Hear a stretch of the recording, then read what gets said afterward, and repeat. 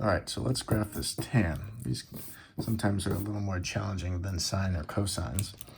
Just we got to really know what the shapes look like and where they start, and so to speak.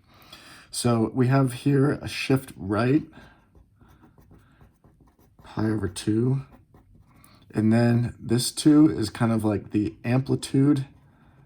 But technically it's not an amplitude, it's an amplitude because tan goes up and down forever. So it's not like the highest point, but it is a key point is going to go up to 2 and down to -2, and then 0's in the middle. So these are the 3 key points we have here.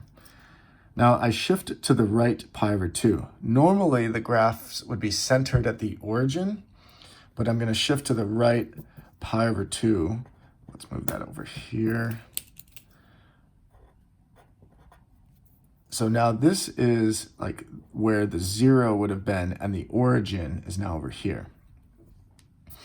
The period is 1 pi, and so if this is the center of the wave now, the period of 1 pi means it goes half of the way that way and half of the way that way.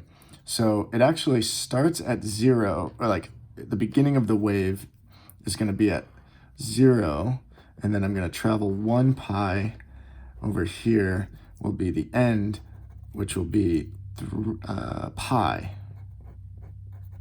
not pi over 2. And then at the ends, this will be the undefined lines.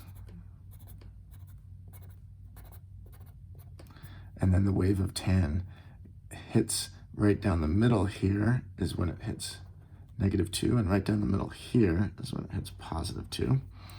I could technically find these values. Half of that would be pi over 4, and this will be a pi over 4. This will be 3/4 of the way to pi, or just one short of pi.